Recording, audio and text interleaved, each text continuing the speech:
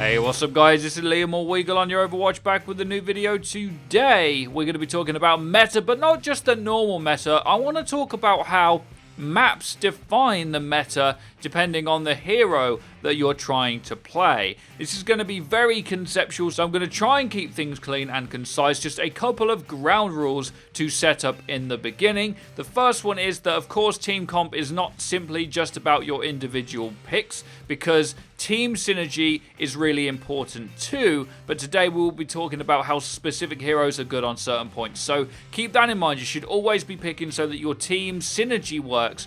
But also, I'm going to talk about some heroes that aren't good on certain points. And this does not mean that you can never pick them. It just means that there are usually better picks to take because of things like the meta, what your team are running, and of course map geometry, which makes all the difference to some heroes in particular. I'll be using some gameplay examples to show you guys, and I'll also be using some overhead examples so you guys can see the geometry and how it works. The first one I want to talk about is Widowmaker, who is in the defense category. Now, we know that these categories don't make any sense because Widow is generally better on attack. Now, a lot of places that people will run Widow are ones with massive wide open lines of sight where she can pick people off. Now, Anubis' first point is probably one of the best examples to talk about Widow, because she can sit up on top while her team initiates, hopefully creating enough space for her to hit the headshots that she needs. We see Widow get picked on this point all of the time for these lines of sight, and you'll also see her picked on a map like King's Row first point,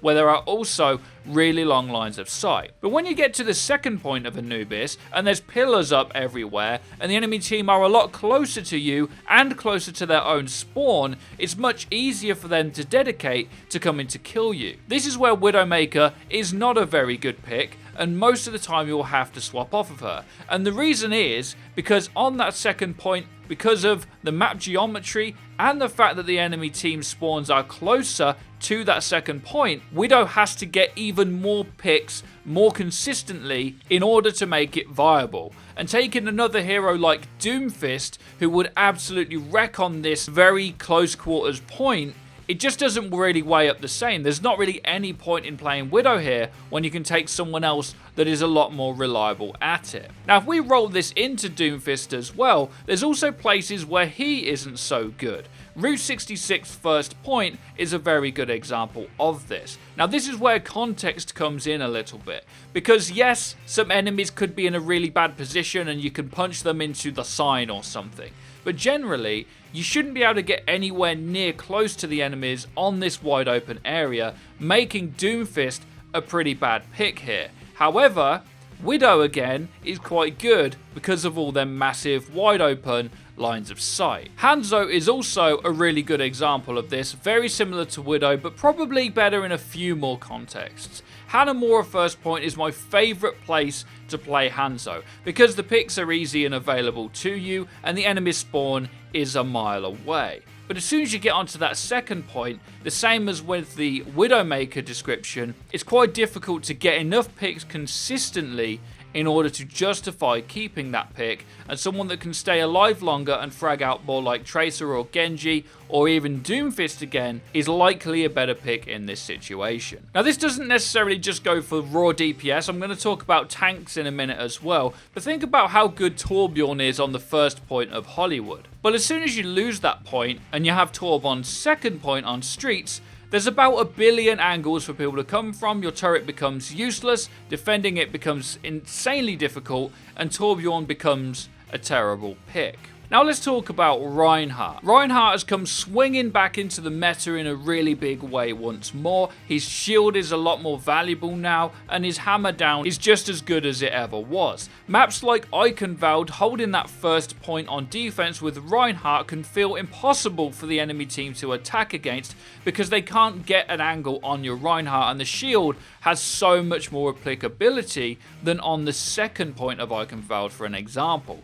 If you do lose that initial first point and you still have Reinhardt on the second point, and the enemy team take the high ground away from you, Reinhardt's value becomes stripped instantly, becomes almost useless if the enemy take up that right positioning against you. So I've spoke about all of these different examples and where all of these different heroes lie, and the reason I've done this is because people get used to one hero and they think that they can apply it to every context because they're simply amazing on it, or it is by far their best hero.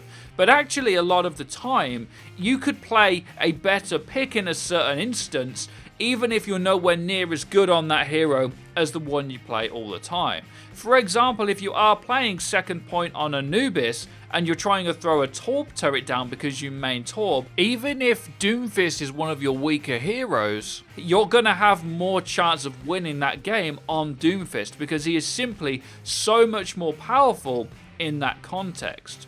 The problem here is that this applies on every single map and on each iteration of the map and all the different stages. So Hollywood, first, second and third require completely different heroes. Even a super meta hero like Tracer can play in nearly every context in the game.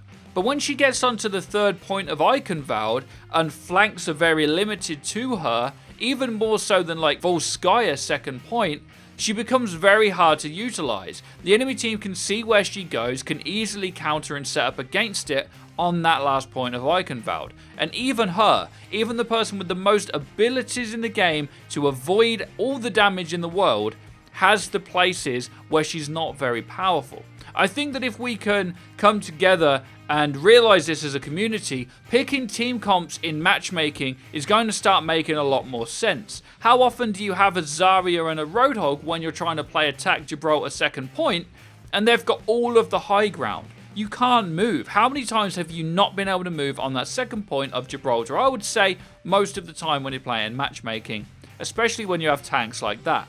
Well, a simple Winston and D.Va pick opens up that map without even any more team play coming in, just because they're so much better at traversing that geometry and that part of that map. When you go to the next point, then probably Reinhardt is a lot better pick, because there's again not as many angles for you to attack on this last point of Gibraltar. The last example I want to talk about is Junkrat, because he is explicitly a defense hero. On nearly every single map, you do not want to run him on attack, and you're going to generally want him on defense, where there's these massive choke points, or somewhere like Route 66 final point, where Junkrat can see a lot of devastating damage done because the enemy have to walk through on that payload. Well, even Junkrat on some attacks on either Control or on Horizon, which is my personal favourite, first point of Horizon, Junkrat is my go-to pick nearly every single time, and that is because the best way to defend the first point of Horizon is for the enemy team to set up a horrible close quarters comp. Well, if they do that and they set up on the point, Junkrat becomes the best possible pick you could make out of the current heroes in the game. So all of these different contexts are happening all the time in every single matchmaking game, and I hope that this opened it up in a different light for some of you guys, because even myself, until recently, I didn't realize this. I tried to analyze the game all the time and the best ways to win and some of the best strategies, but I only realized recently why I'm picking certain heroes on certain maps. I always think to myself, I like Hanzo here, but when I think why, it's because the picks matter on the first point of Hanamura. When I'm trying to go into the second point and they spawn next to it, it makes my job nearly impossible unless I'm playing like Raksu, which, if I'm honest with you guys, isn't very often. Let me know what you guys think in the comment section down below to any of this stuff. You try to apply this in-game, and if you don't, try it, and also let your teammates know as well. It can be very difficult when we have some one tricks that want to play one hero, but I promise you, some picks, even if you've never played them before, will get you a win more than your main will on certain points, because picking the right hero on some of the geometry just makes all the difference. Be sure to check out our Twitter, guys, and don't forget to hit that bell icon so you guys get notified when our videos go live. Be sure to drop a like and subscribe if you enjoyed, and have a great day as always. Take care and peace, people.